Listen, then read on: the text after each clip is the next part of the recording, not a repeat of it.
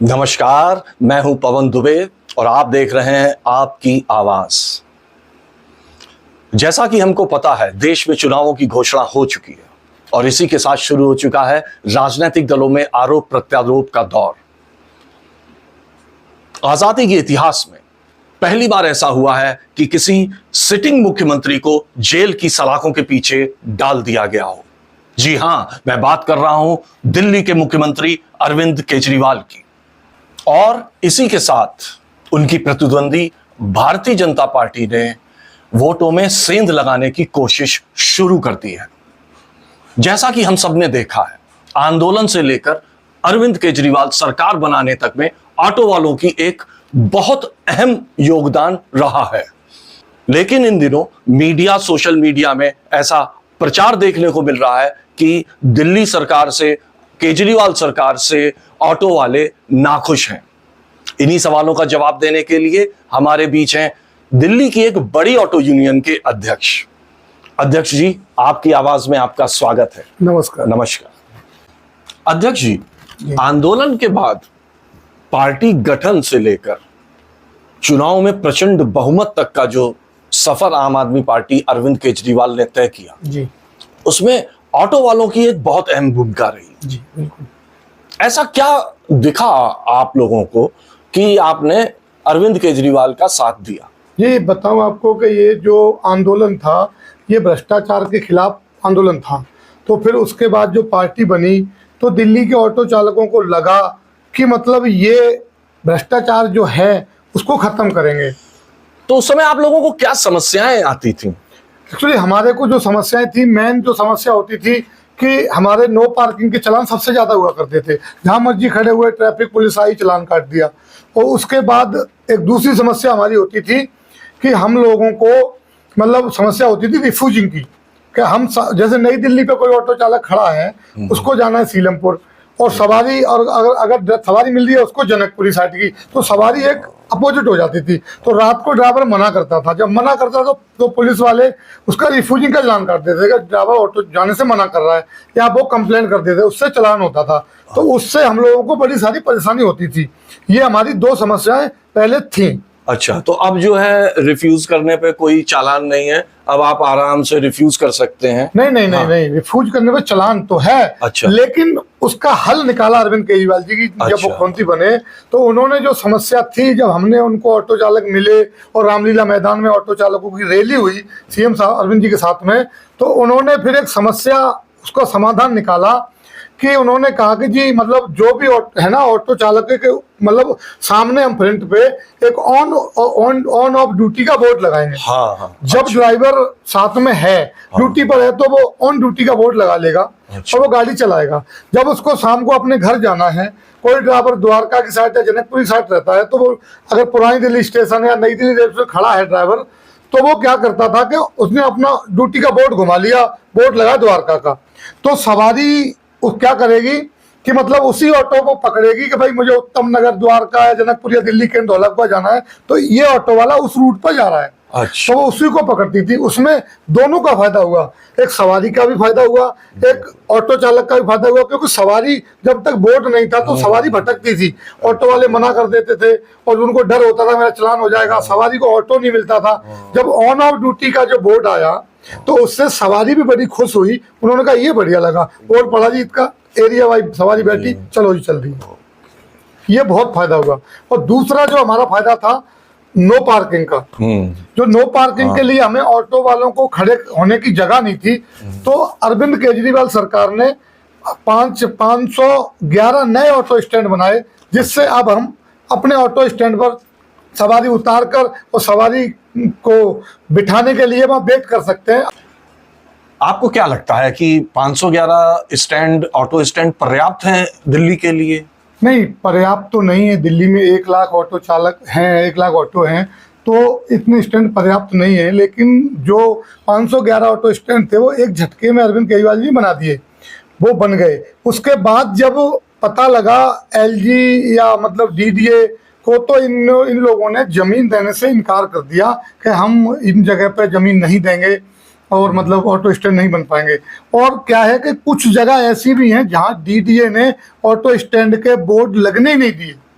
अच्छा, auto stand मतलब बन के तैयार है और वहां पे वो मतलब बोर्ड नहीं लगा नहीं लगने दिए, क्योंकि ना वो हम पीडब्ल्यूडी को बोर्ड लगाने की जिम्मेदारी दी गई थी। तो डीडीए ने अपनी जमीन पर बोर्ड लगाने की जिम्मेदारी, बोर्ड लगने नहीं दिए, मना कर दिया, नहीं यहाँ नहीं लगा सकते बोर्ड ऑटो स्टैंड के। तो फिर सरकार कैसे ऑटो स्टैंड बनाती, क्योंकि डीडीए जो दिल्ली की जमीन है वो डीडीए और एलजी की जिसके पास है, तो वो बोर्ड नहीं लगने दे रहे और नहीं ऑटो स्टैंड बनने दे रहे वो। लेकिन अध्यक्ष जी, कुछ तो नाराजगी है दिल्ली के ऑटो वालों में अरविंद केजरीवाल सरकार के प्रति। आपको क्या लगता है कि मतलब 100% लोग अरविंद केजरीवाल के साथ थे, 90% लोग पहले भी साथ थे और 10% लोग पहले भी खिलाफ थे, और आज भी 90% लोग साथ हैं और 10% लोग अब खिलाफ हैं। तो मुझे तो ये लगता है कि वो 10% वाले में भी कुछ लोग आम आदमी पार्टी को, झाड़ू को ही वोट देते हैं। अच्छा जी अध्यक्ष जी, ये आप कैसे कह सकते हैं कि जो लोग मुख्यमंत्री केजरीवाल के खिलाफ हैं, वोट देते समय वो भी अरविंद केजरीवाल को वोट देते हैं? इसलिए वो भी वोट इसलिए देते हैं क्योंकि दिल्ली सरकार की जो सुविधाएं हैं ना, उनका लाभ उनको भी मिल रहा है। और ये बात उनको अच्छी तरीके से पता है कि बिजली का 200 यूनिट बिल उनको भी फ्री मिल रहा है, पानी उनको भी फ्री मिल रहा है, अस्पताल में उनके बच्चों के भी इलाज फ्री में हो रहे हैं, अच्छे स्कूलों में, सरकारी स्कूलों में और फ्री में ऑटो चालकों के बच्चे भी पढ़ रहे हैं। तो ये सुविधा उनको भी पता है और कहीं ना कहीं उनकी मजबूरी होगी जिससे वो मतलब अपना बीजेपी की या किसी अन्य पार्टी की पढ़ाई करते हैं। लेकिन मेरे को ये लगता है कि उनके मन में ये डर जरूर है होगा कि अगर सरकार अरविंद जी के चली गई दिल्ली से, या मतलब सरकार नहीं बनी, तो ये सारी सुविधाएं मिलना भी उनको बंद हो जाएंगी। क्या वो जिस पार्टी बढ़ाई करते हैं वो सुविधा उनको पार्टी दे पाएगी? नहीं दे पाएगी। इसलिए वो लोग भी पार्टी को ही वोट करते हैं। अध्यक्ष जी, ये आप कैसे कह सकते हैं कि जो लोग मुख्यमंत्री केजरीवाल के खिलाफ हैं, वोट देते समय वो भी अरविंद केजरीवाल को वोट देते हैं?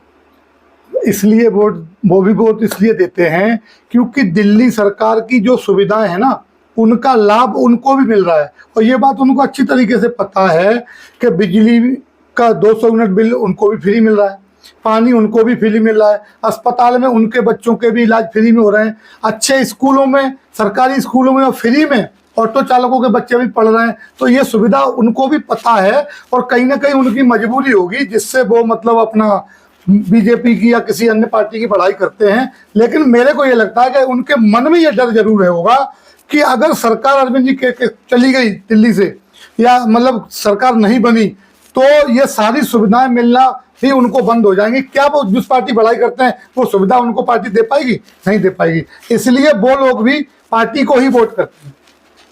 अध्यक्ष जी, 511 ऑटो स्टैंड बना देने से ही दिल्ली के ऑटो वाले खुश हो गए। ऑटो स्टैंड तो पूरे देश में सभी प्रदेशों में बने हुए हैं।